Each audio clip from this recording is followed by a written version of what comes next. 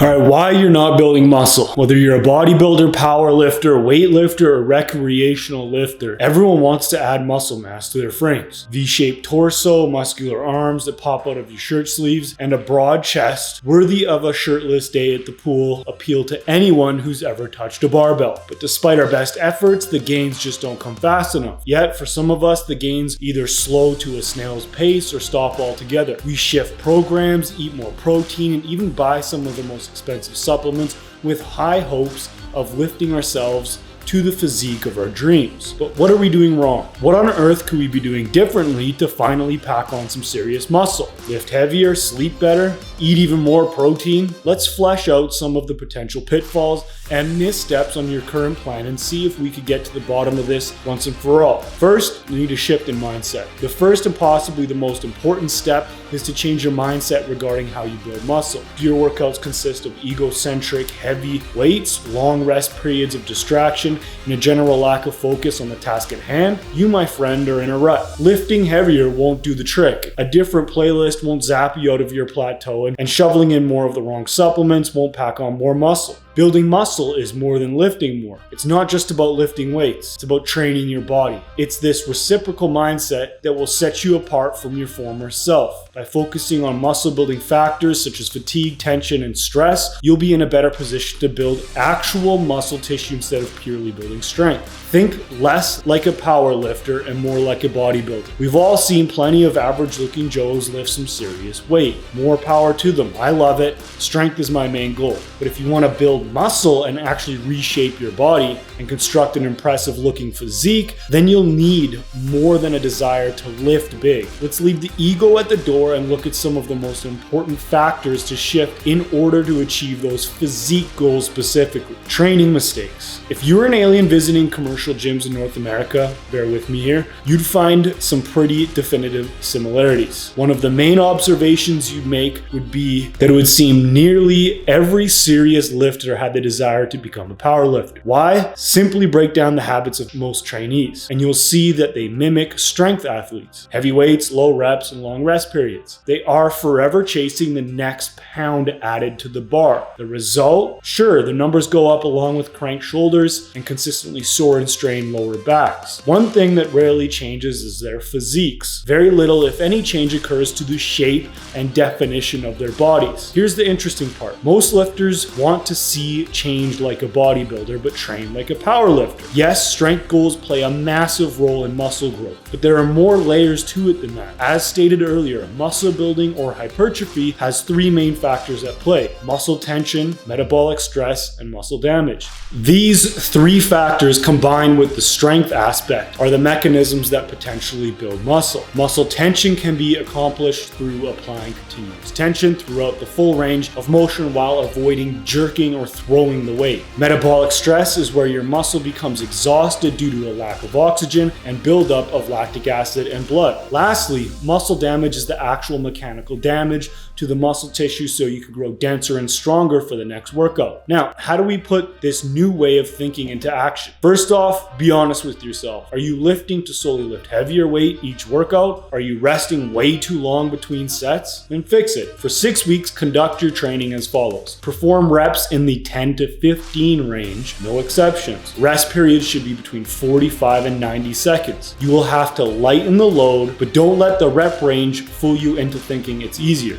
You'll still go to failure on each set, but instead of squeezing out 1 or 2 more reps at the end, you'll be able to get 3 or 4 or 5 more reps. Over time, your strength will increase along with rather instant increases in muscle mass. Now, there's nutrition blunders as well. With the over-reliance on supplements, the increasing popularity of energy drinks, and the proliferation of fast food at every corner, it's no wonder that so many lifters are left in the dust when it comes to true muscle-building nutrition. And to that zealot-like worship of trendy diets from keto to intermittent fasting, it's no surprise muscle mass eludes so many. Let's not get started on missed meals, unprepared days of eating, and inadequate and disproportionate amounts of macronutrients. If training is the trigger of muscle growth, proper nutrition is the fuel to feed the engine. Any way you cut it, nutrition is of paramount importance for gaining muscle. One could even go as far to say that it's the most important factor. You could have the greatest workout, the greatest week of workouts, or even several months of workouts, and if you're not fueling those workouts properly, you're going to be spinning your wheels. How to fix it? You won't gain muscle by cutting out entire food groups or severely restricting calories. Packing on muscle takes a surplus of calories. First, be sure you're getting enough protein. A good rule of thumb is around 1 gram of protein per pound of body weight. Next, start with around 2 grams of carbs per pound. If you aren't making any strength gains for a few weeks, then it's okay to increase carbs to 3 grams per pound. Keep a healthy amount of fat in your diet for testosterone production. Be sure you're eating enough whole food sources such as lean proteins, fish, chicken, beef, eggs, yogurt, and low-fat cheeses, and fibrous carbs. Sweet and white potatoes are the best. White and brown rice. You can add oatmeal, all leafy green vegetables, and so on. Next, prepare your meals. Write down each meal in a notebook. For each meal, have 1 or 2 alternatives to keeping things interesting and actually prep them at night. Now, as a caveat, click the link below and I will get you a link to our new meal plans. So we've got meal plans that are very cheap, inexpensive,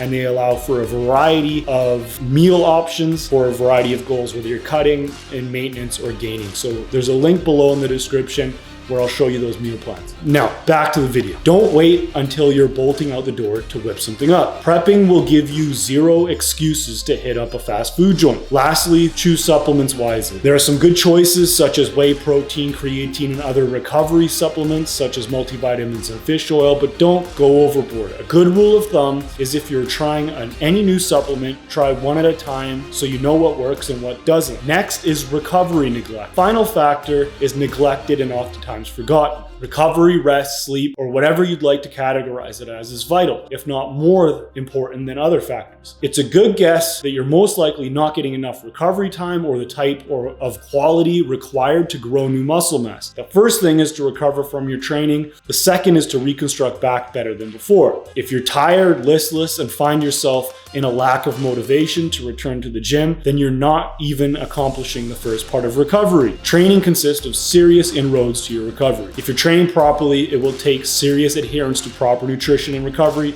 in order to reap maximal rewards from your efforts. Paying close attention to recovery may be the key to future progress. How to fix it? Here's where consistency reigns supreme. The often boring advice around 8 hours of quality sleep each night is still a great rule of thumb. When we say quality, we mean doing your best to create optimal environment and healthy habits when it comes time to sleep. Create a consistent schedule, not unlike your training and eating program. Go to bed at the same time each night. Make sure your room is dark and cool. Avoid any technology an hour before you actually go to bed. Avoid alcohol and caffeine close to bedtime, and if you must read an actual physical book and avoid a screen. If you have difficulty getting to sleep, give yourself some time to cultivate this new habit. Your body may need some time to acclimate to this new routine. After a few weeks, you'll start to feel and notice some significant positive changes, namely a feeling of being rested, better moods, strength, muscle mass gains, and better overall recovery. In closing, if you're not building muscle and you desire significant results from your gym efforts, then you'll need to take all of these factors seriously. Once you have a plan in place for each one, consistency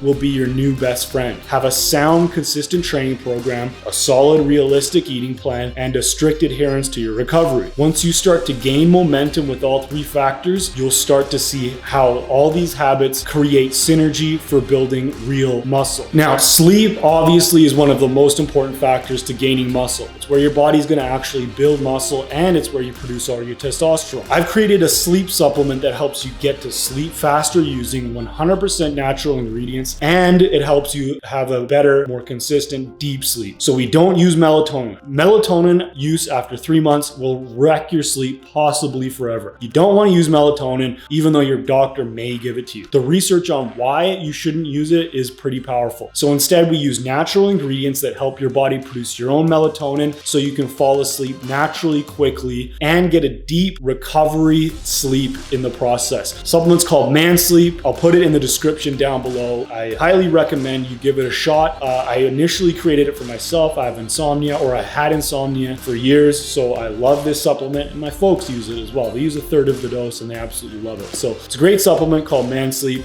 Give it a shot if you want to recover better from your workouts, and especially if you're hitting plateaus and you want to optimize your testosterone levels. So click that link in the description down below, check it out, and I'll talk to you soon.